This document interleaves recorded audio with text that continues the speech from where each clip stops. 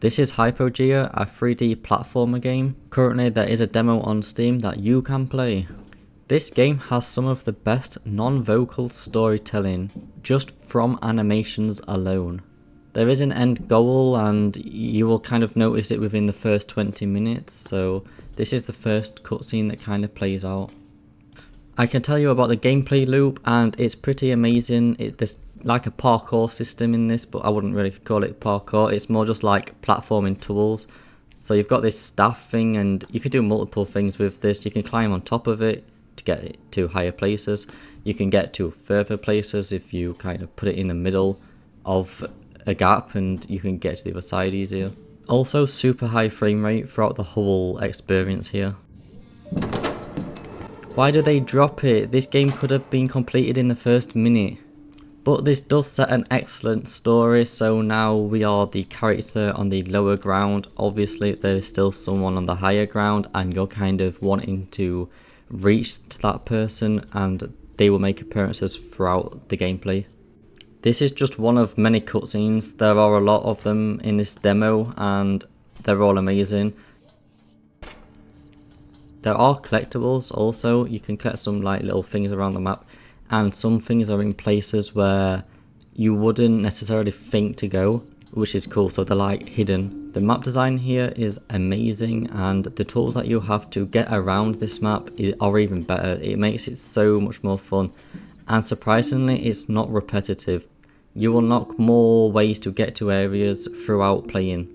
This is another cutscene, and we just don't get cutscenes like this anymore. This describes the entire like gameplay loop, the whole goal of the game, without being voiced, all just done from animations and actions.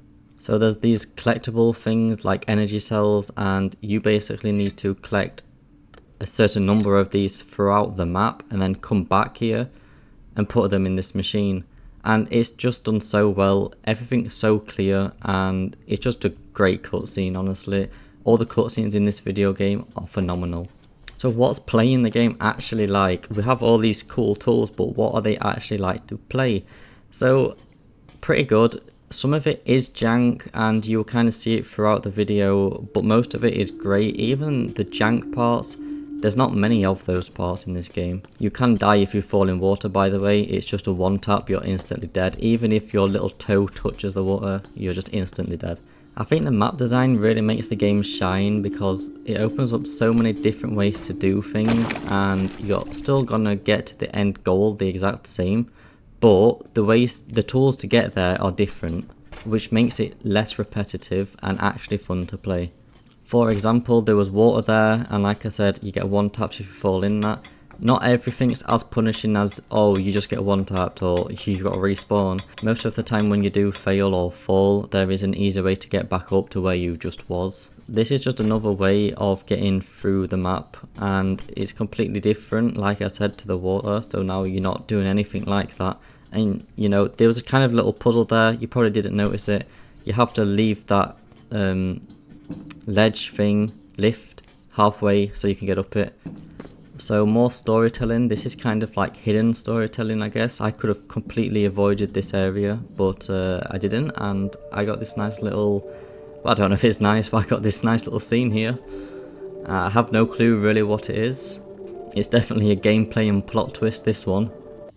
When you're going from like one area of the map to a different area of the map, you can do it pretty quickly, and you can fail, of course you can fail, but you can do it pretty quickly. Exactly what I'm doing right here. You can just rush through it. It still feels good, it still feels fine. It's basically just getting to the different area of the map, and I just missed that jump apparently. That's a great example of failing and not being harshly punished. Now, it's not always the case. Most of the time you're going to be fine and you can get up there pretty quickly. By the way, all of these animations are so cool and ways to get around. There's so many different ways here and they're all amazing. They're not necessarily hard, but they all feel good to do. This is a part of the jankness that I was talking about. There's a ledge which looks like it doesn't have an animation to like hook onto it, and the momentum, you need a little momentum to move right, and you can't really get that momentum. And actually the like quest or mission area is this part of the map, so I did need to get up here.